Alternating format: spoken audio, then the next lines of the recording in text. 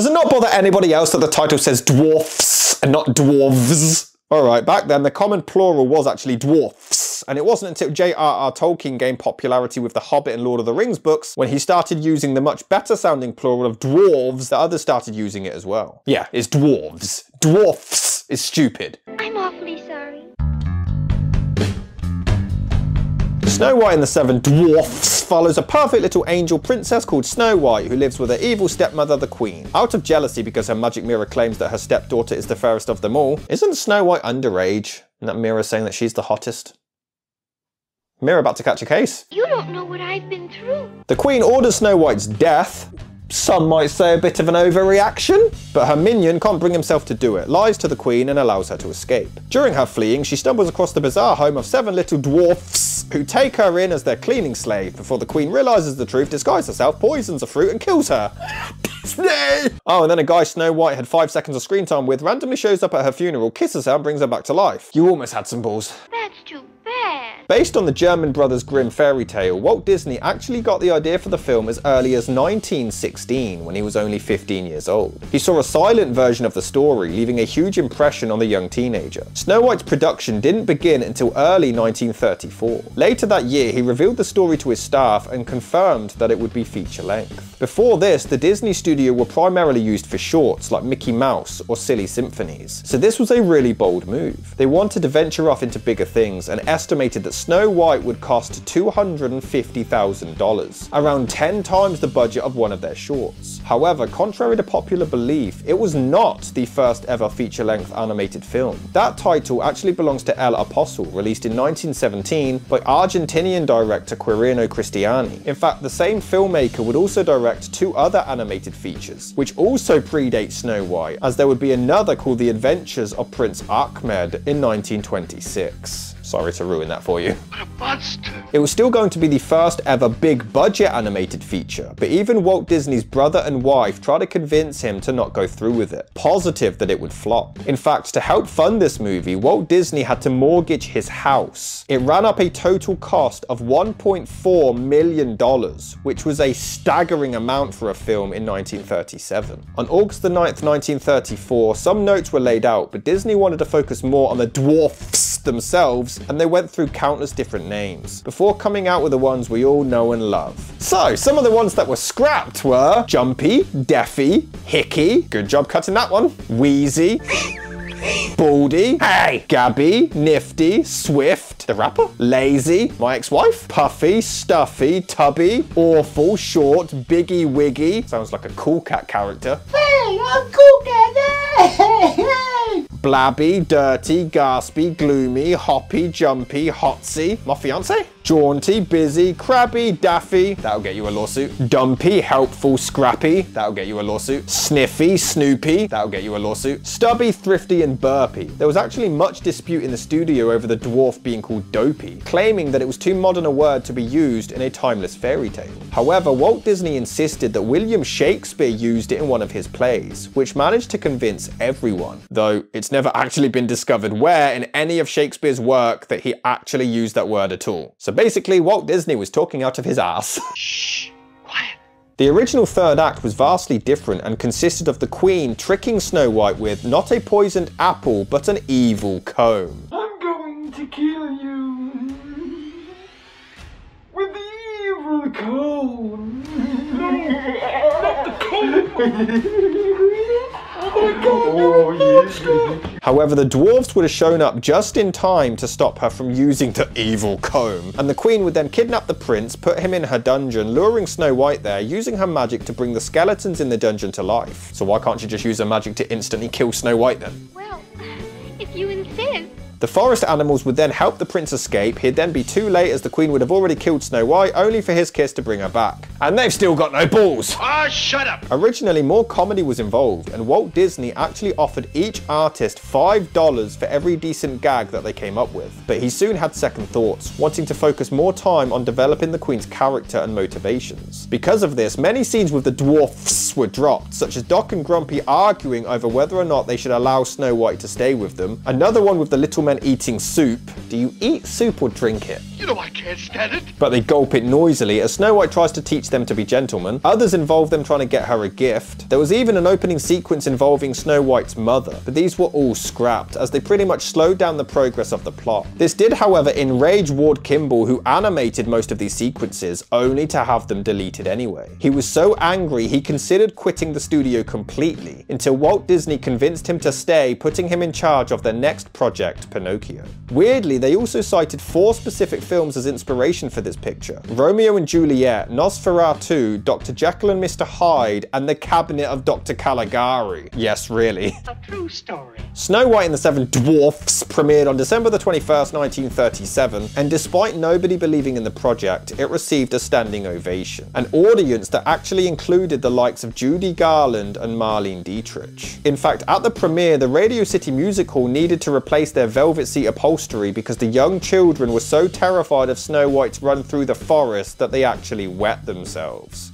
Pussies. Less than a week later, the film appeared on the cover of Time magazine, and it would only get bigger. It would be re-released in 1944 to raise money for the studio during the Second World War, and needless to say, it was a big hit, grossing $3.5 million in its first theatrical release, making it the highest grossing film ever at the time, until Gone with the Wind took its place. But it remains, when adjusted for inflation, to this day as the highest grossing animated film in cinema history. The American Film Institute listed it as the #1 greatest animated movie of all time, and it would also become the favorite movie of Adolf Hitler. There's nobody like him. I don't think it's as good as other Disney films, but it still maintains the charm. The dwarf characters are so lovable, it really is a treat to watch this many decades later, and damn, the animation is so impressive for its time. This is 1937, and it's gorgeous to look at. The songs, okay, I think there's only one memorable one that we all know and love, but the rest aren't bad, they're just forgettable. Although most of it is synchronized, and I mean the music is in rhythm with the characters' footsteps and everything. It was so bold and new at the time, it's damn impressive. It's also insanely dark.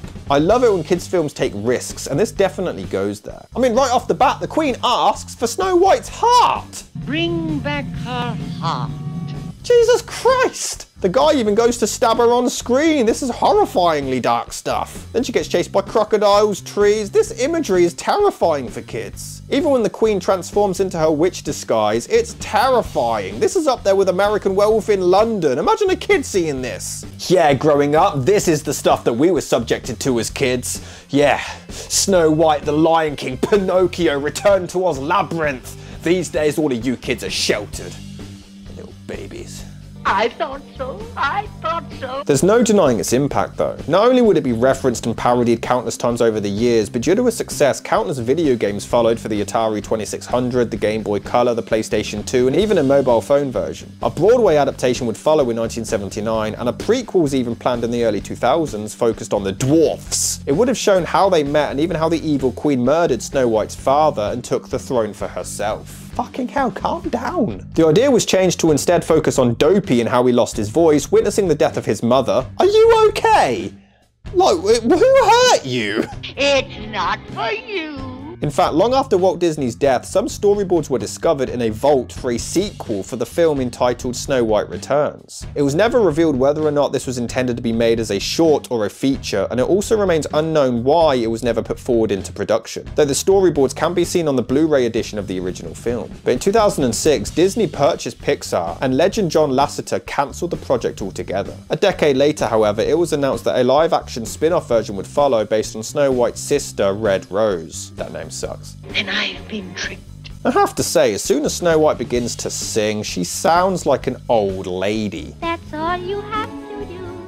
It just doesn't seem quite right. This was actually the voice of Adriana Casalotti, who is a classically trained singer, but it just doesn't sound natural for the part to me. Weirdly, Walt Disney kept her to a very strict contract that prohibited her from singing in any other movie again. She did briefly in The Wizard of Oz, but other than that, she stuck to the agreement. Alright, everyone makes fun of how quickly Disney princesses fall in love, but this is beyond ridiculous. It's almost instant. Now, originally, the prince had a lot more screen time, but the animators found difficulty in making him look convincing, so he was reduced to a minor role. But it's still weird, especially when you find out that Snow White is supposed to be 14 years old in this. At 14, you love chocolate and Netflix. You don't look for a man. You go and do your homework, young lady. After the intense chase through the forest, she also gets over that terrifying trauma pretty damn quickly, doesn't she? I mean, after that nightmare, she just suddenly breaks into song like nothing happened. I almost got myself killed, but I don't care. There's some clouds in the sky and the sun shines so bright.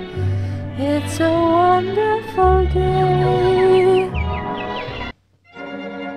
Guess there's no one home. So I'll just walk right in. When you really think about it, this is a film about a crazy single lady with OCD who talks to animals and herself, breaks and enters somebody else's home, and then lives with 7 strange men. She even asks the animals to do most of the work. What a lazy slob. And yeah, this isn't very hygienic. They're licking the plates to... No. Put them in the tub. Oh.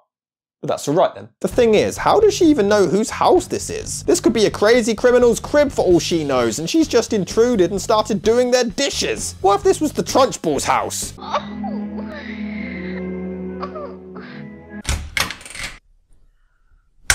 Who's in my house? They are clearly scrubbing the tortoise's crotch. They are scrubbing the tortoise's crotch! No wonder he has that look on his face. She even takes up 3 of their beds. She's actually a really selfish cow when you think about it. The Dwarfs return home and spot the lights on, despite the fact that Snow White and her animal friends clearly turned them off on the way upstairs. Wouldn't be so much of an issue if it wasn't for the fact that this movie is animated. They must have done that on purpose. Someone's cooking. How did she leave something cooking? She literally washed up and then went straight to bed. Why would you leave something cooking and then go to bed, risking burning the house down? And I have to ask, what the hell do the Dwarfs do with everything they mine? I mean, they constantly find jewels and gems, and yet they live in this hellhole. They wear tainted clothes, they're not well off. What are they doing with all of the fortune they find on a daily basis? Oh, you also really dislike the Queen's motivations here. Why is she so obsessed with the opinion of a goddamn mirror? So the mirror's a paedophile who says that Snow White is the hottest of them all. Who cares? Get over yourself. So she sleeps upstairs and the Dwarfs insist on sleeping downstairs, but I mean, she only takes up 3 beds. Why can't 4 of the other dwarfs sleep up there? And I don't care if they insist, you're taking up 3 of their beds, you selfish bitch! Why would you actually accept apples from a scary, crazy old lady anyway? I mean, I get it, you shouldn't judge a book by its cover, but even her animal friends try to warn her. She deserves to die. One bite, and all your dreams have come true. And she believes that? And of course, she wastes this one wish on a guy she saw for about 10 seconds. Hell, she's known the Dwarfs longer than she's known him. And the ending really sucks. I commend Disney for coming out with dark material, but yet here they cop out and somehow bring Snow White back to life. Yeah, they let the likes of Mufasa stay dead, but here we are, Snow White is resurrected. She should have stayed dead, and the prince is entirely pointless to the whole story. He's not needed. Take out their meeting, take out him bringing her back when he's had a longer relationship with a tree stump, and it would have been a much better movie. But regardless, it's still a classic.